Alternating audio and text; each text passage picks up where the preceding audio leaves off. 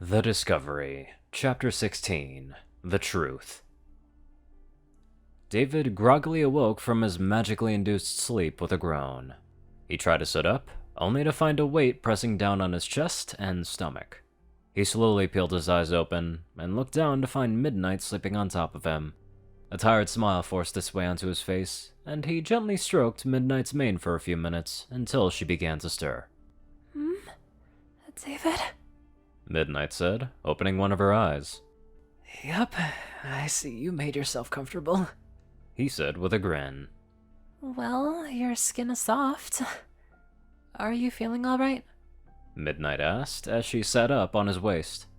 Well, besides being really tired, I'm feeling great. What happened last night? Where'd everybody go? David asked as he began to scan the rest of the room. Well, they all woke up about an hour ago and went to have breakfast. They should be back in a bit. As for last night, well, you had another nightmare. Twilight tried to help you with her magic, but for whatever reason, it made things 100 times worse. Princess Luna had to use her magic to put you to sleep to stop the pain. Midnight explained with a sad frown. Damn. That's so weird, though. I don't remember anything after the play. Did she fry my brain or something? David asked, bringing a hand to his forehead. I think you'll be okay, but we need to talk. Midnight said, more solemnly than David was used to hearing her speak. About what? Midnight looked down sadly, then hugged David tightly. David slightly jumped at the movement, but quickly found himself returning the hug in earnest. He felt Midnight sigh heavily against his neck, and gently rubbed her back with one hand and her neck with the other. Mid? What's wrong? David asked. It's just... I'm so sorry you had to go through all that pain. Midnight's slightly muffled words reached David's ears and stabbed at his heart. Mid, it's okay. I'm fine. You're here with me. Everything's gonna be alright. David whispered. A few moments passed, and the only response David received was Midnight's shaky breathing. David felt a heaviness in his heart, and decided to continue. You know, if you had told me 100 years ago that I would fall for a talking unicorn on an unknown planet somewhere off in space, I would have thought you were crazy. Yet, somehow, this just feels right. Like, being with you like this feels more than anything I've ever done in my entire life, David said, finishing with a gentle kiss on Midnight's forehead. Midnight smiled against David's neck. Maybe everything that's happened to you led you here? Maybe you were supposed to be born when you were, do the things you did, and survive the crash like you did, so that I could find you. Midnight cautiously replied. Something like fate, huh? Well, if that's what it is, I'm just glad it brought me to you. David warmly responded. David felt Midnight's already tight grip around him tighten just a tiny bit more, and he planted another small kiss on Midnight's head. She closed her eyes and sighed from the affection. They lay together for a while without a sound, save for their quiet breaths. David took to scratching Midnight's ear with one hand, and gently rubbed her barrel with the other. David, I need to talk to you about something important. Midnight said. Go ahead. It's about your nightmares. Midnight whispered. My nightmares? David asked. Yes. Princess Luna told me about your nightmares as she entered your dreams a month or so ago. When she told me about them, she told me to do whatever was necessary to help you. Which was? David asked. Well, do you remember the bar a few nights ago? Yeah. Wait. David trailed off in thought.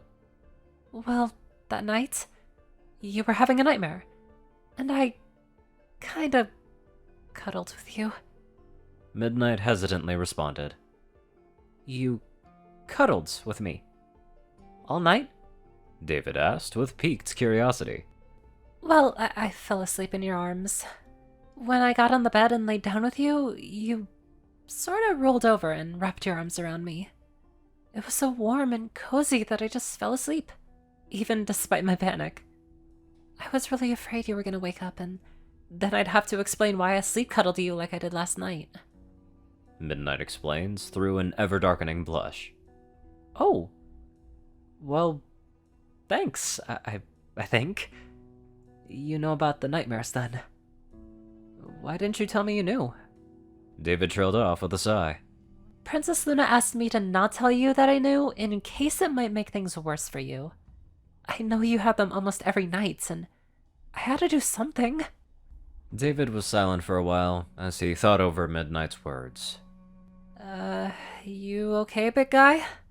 Midnight asked, her tone slightly concerned. Yeah, I'm alright. So you think that cuddling you with me stops the nightmares? David finally asked. Well, it seemed to work that night, and just about every night that we've slept together since. Midnight trailed off.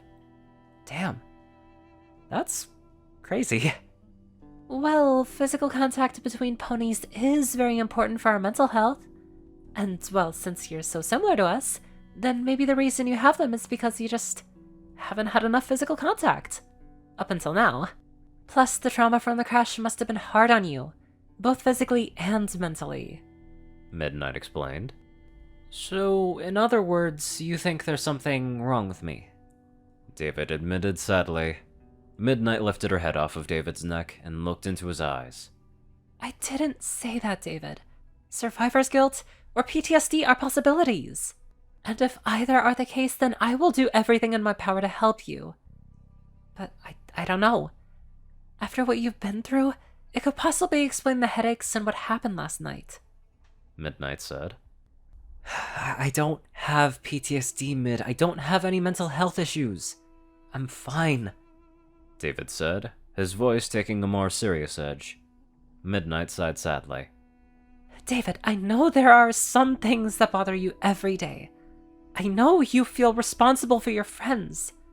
But not talking to anyone and just keeping it inside isn't healthy. I mean, you've been here for 2 months now. If this has been a problem every single night, then why not ask for help? Princess Celestia, Luna, Twilight, me. We would all have done everything in our power to help you. Midnight explained as delicately as she could. I don't have PTSD, Mid. I don't need help, and I really don't want to talk about this anymore. David said, shifting uncomfortably under Midnight's gaze. David, please. I never brought it up before because I figured you'd react like this. But I don't want to have to work late one night and find you at the house having more nightmares, or worse. I can't be with you every night, so when I can't, I want to be sure that you won't be miserable. I hate seeing you like that. I care about you too much, and I don't think I can handle seeing something like last night again. Midnight pleaded. Look, Mid, just drop it, okay? I'm fine. I don't need any help, and I certainly don't need you trying to baby me. It'll go away in time. Besides, I don't want to talk to a therapist about it. It'll just cause more problems for me. David said, anger finding its way into his voice. David slowly lifted himself up into a sitting position as Midnight stepped off his chest. He swung his feet off of the couch and set them down on the floor before resting his elbows on his knees, then held his head with his hands. David, please. I can see that you're not okay. I want to help, I really do. But I can't if you don't let me. Midnight gently said, while rubbing David's shoulder with her hoof. David suddenly shrugged Midnight's hoof off his shoulder and rose off from the couch. You don't get it, Mid. There's no way you could understand. David said, his voice low. I can't say that I know what you're going through, David, but I've gone through loss and pain too. I can at least sympathize with you. And I know that if you keep this bottled up inside, the only thing that's going to happen is that you're eventually going to snap. Midnight pleaded. Is that what this is then? All of this? David accused. Everything we've done was just because you were afraid that I would snap? He angrily shouted. No, David, everything that's happened over the last 2 months was real. I would never lie to you like that. Midnight countered. You just said it yourself. Luna asked you to do whatever was necessary. How am I supposed to believe you after you tell me that? David retorted. David, listen to yourself. You know me. You know I would never do that. The fact that you're this upset over this conversation is proof that you need help. Please let me help you. You can't help me. No one can. This is my issue, and I can deal with it alone. I don't want your help, and I don't need it. If anything over the last 2 months was real to you at all, then you drop this. David shouted. The reason I can't drop this is because it was all real. Every feeling, every word, every moment we've shared was real. You can try to push me away all you want, but I'm not going to sit idly by and watch you kill yourself because you couldn't hold the damn door open. Midnight shouted back. What did you just say? David asked, his voice nearly a whisper. I know what happened, David. Princess Luna saw your memories last night. She told me everything. About the ship, about your friends. You did everything you could to save them. It's not your fault. Midnight replied, her voice shaky, but firm all the same. No. You... That's not true. I can't stay here. I need to go. David said, suddenly turning on his feet and heading for the door. What? David, no! Midnight shouted. David quickly moved to the door and grabbed the handle. He yanked it open and bolted out of the door before Midnight could use her magic to stop him. Midnight jumped off the couch and galloped to the doorway to find David already halfway down the hall. She stood there, dumbstruck for only a second before galloping after him. Stubbornness and not wanting help. Two very big issues of this world. Anyways, let's get on to our peaceful donators. Top donators are 630, BadassWaffle, Only One Thing, Soule, Ryan, Iron Sky, and Jesse Smith. Magic 109, Jock TF, Darkside, Raiden, Narwhals, Black Moon, are Pastel Skies. Austin Rollins, Stu Hex, Sorbrother, Marcher, Dami, Carla, Ruin Side 9852, Will, Chris Twinkie, Riot Soul, Shadow Moon, Luigi 88, Chancellor Quest, Pixel 369, Bop, GG of Murder Princess, and many more amazing people. Thank you all so much for watching this video and live life to the fullest.